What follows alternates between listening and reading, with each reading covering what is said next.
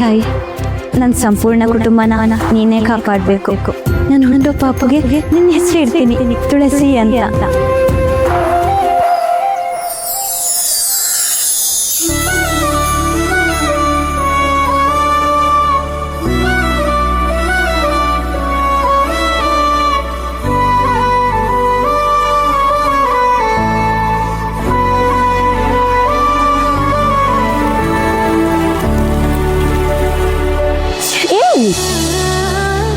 ಏನಾಯ್ತು ಅತ್ತೆ ಹಾಲಿಟ್ಟಿದ್ದೆ.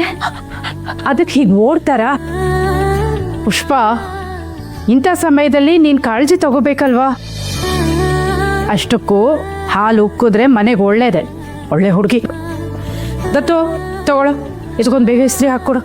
ಅಣ್ಣ ಇನ್ನೇನು ಸ್ನಾನ ಮುಗಿಸ್ಕೊಂಡು ಬಂದ್ಬಿಡ್ತಾನೆ. ಒಂದೇ ಒಂದು ಹಸುನಂದು 1000 ಕೋಟಿ ಬೇಕು.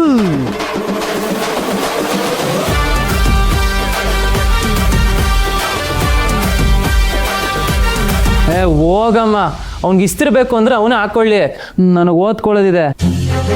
ಅಲ್ವೋ, ಒಂದು ಶರ್ಟ್ ಇಸ್ತ್ರಿ ಮಾಡೋಕೆ 5 ನಿಮಿಷನೂ ಬೇಕಾಗಲ್ಲ. ಇಷ್ಟಕ್ಕೂ ನಿನ್ನ ಓದಿಸ್ತಿರೋದು ನಿಮ್ಮ ಅಣ್ಣ. ಅವನು ದುಡಿತಾ ಇರೋದ್ರಿಂದಾನೆ ನಾವು ಬದುಕ್ತಿರೋದು, ನೀನು ಓದ್ತಿರೋದು. ಹೌದೌದು, ಎಲ್ಲ ಅಣ್ಣನ ದಯೆ. ಮಾಡೋದು ವರ್ಕ್ ಫ್ರಮ್ ಹೋಮು.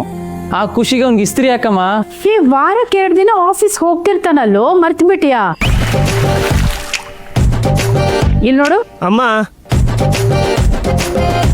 ಅವನಿಗಾಗಲ್ಲ ಅಂತ ಹೇಳಿದ್ರು ಯಾಕಷ್ಟೊಂದು ಒತ್ತಾಯ ಮಾಡ್ತಿದ್ಯಾ?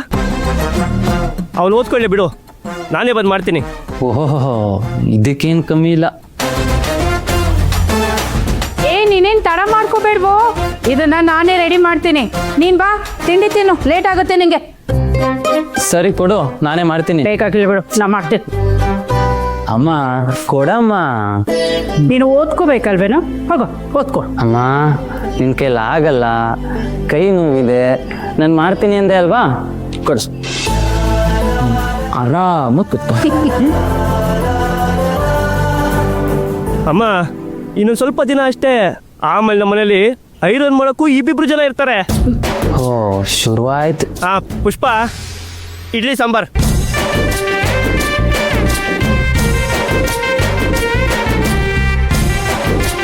ಸಾಂಬಾರಲ್ಲಿ ಅದು ಮಲ್ಲಿ ಸ್ವಲ್ಪ ಗಡಿಬಿಡಿಲಿದ್ಲು ರೀ, ಅದಕ್ಕೆ. ಈ ಸಮಸ್ಯೆನು ಸ್ವಲ್ಪ ದಿನ ಅಷ್ಟೇ. ಓ, ಅಡುಗೆಗೂ ಕೆಲ್ಸದವ್ನು ಇರ್ತೀಯಣ್ಣ? ಬರೀ ಅಡ್ಗೆಗೆ ಅಷ್ಟೇ ಅಲ್ಲ, ತರಕಾರಿ ಹೆಚ್ಚಕ್ಕೊಬ್ರು, ಪಾತ್ರೆ ತೊಳಿಯೋಕೊಬ್ರು, ಡೈನಿಂಗ್ ಟೇಬಲ್ ಅರೇಂಜ್ ಮಾಡೋಕೊಬ್ರು, ಅಡುಗೆ ಮನೆ ಕ್ಲೀನ್ ಮಾಡೋಕೊಬ್ರು. ಸಾಕಷ್ಟು ಜನ. ಓಹೋ, ಇವ್ರನ್ನೆಲ್ಲ ಮ್ಯಾನೇಜ್ ಮಾಡೋಕ್ಕೆ ಇನ್ನೊಬ್ರು. ಅಷ್ಟು ಜನ ನಮ್ಮ ಮನೇಲಿ ನಿಲ್ಲಕ್ಕೂ ಜಾಗ ಇಲ್ಲ. ಕೆಲಸ ಮಾಡ್ದಾಗೆ. ಏನ್ ದಡ್ಡನ್ ತರ ಮಾತಾಡ್ತೀಯ? ಇಷ್ಟು ಜನನ ಕೆಲ್ಸಕ್ಕೆ ಅಪಾಯಿಂಟ್ ಮಾಡ್ಕೊಳ್ಳೋಕೆ ಗೊತ್ತಿರೋಂಗೆ ಅದೇ ರೇಂಜ್ಗೆ ಒಂದು ಒಳ್ಳೆ ಮನೆ ತಗೊಳಕ್ಕೆ ತಾಕತ್ತಿರಲ್ವಾ? ಮನೇನಾ? ಹೌದು ಪುಷ್ಪ, ನನ್ನ ಹೆಸರೇನು ಹೇಳು? ವಿಶ್ವಾಸ್. ನೀನ್ ನನ್ನ ಮಾತನ್ನ ನಂಬೋದು. ವಿಶ್ವ, ಬೇಗ ತಿಂಡಿ ಮುಗಿಸಿ ತಗೋ, ರೆಡಿ ಆಗಿದೆ, ಇದನ್ನು ಹಾಕೊಂಡು ಹೊರಡಪ್ಪ. ಪುಷ್ಪ, ನಮ್ಮ ಮಗು ಈ ಭೂಮಿಗೆ ಬರೋಷ್ಟೊತ್ತಿಗೆ ನಮ್ದೊಂದು ದೊಡ್ಡ ಅರಮನೆ ಇರುತ್ತೆ. ಆ ಅರಮನೆ ಬಾಗಿಲು ತೆಗೆದ್ರೆ ಆ ಸೂರ್ಯನೇ ಮನೆ ಒಳಗೆ ಇದ್ದಾನೆ ಅನ್ನೋಷ್ಟು ಬೆಳಕು. ಆ ಬೆಳಕಿಗೆ ಕಣ್ಣಿಗೆ ಕುಕ್ಕುವಾಗ ಹೊಳಿಯೋ ನೆಲ. ಆಹಾ, 10 ಜನ ಕುತ್ಕೊಂಡ್ರು ಸಾಕಾಗುವಷ್ಟು ದೊಡ್ಡ ಡೈನಿಂಗ್ ಟೇಬಲ್.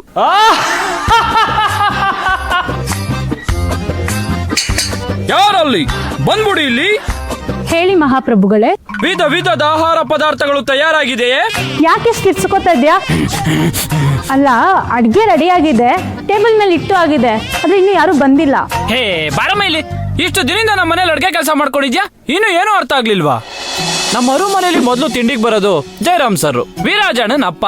ಜಯರಾಮ್ ಸರ್ಗೆ ಕೆಲ್ಸದೆಲ್ಲ ನೆನಪಿರುತ್ತೆ, ಆದ್ರೂ ಕೋಟ್ ಮಾರ್ಕ್ ಬರ್ತಾರೆ. ಅವಾಗ ವೈಜಯಂತಿ ಮೇಡಮ್ ಕೋಟ್ ತಂದು ಹಾಕ್ತಾರೆ. ಹಾಕಿದ್ರಾ? ಹಾಕಿದ್ರು. ಇವಾಗ ಒಂದ್ ಸಣ್ಣ ರೊಮ್ಯಾನ್ಸ್ ನಡೆಯುತ್ತೆ. ನಡೀತಾ ಇದ್ಯಾ?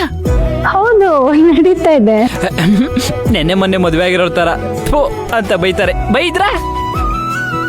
ಬೈದ್ರು. ಅಯ್ಯಯ್ಯೋ, ಭವಾನಿ ಮೇಡಮ್ ಬರ್ತಿದಾರಲ್ಲಪ್ಪ. ಭವಾನಿ ಮೇಡಮ್ ಇವತ್ತು ದೋಸೆ ಕೇಳ್ಬೋದಾ, ಇಡ್ಲಿ ಕೇಳ್ಬೋದಾ? ದೋಸೆನಾ? ಇನ್ನೊಂದು ಇಡ್ಲಿನ? ನಾನಿವತ್ತು ಉದ್ದು ತಿನ್ನಲ್ಲ.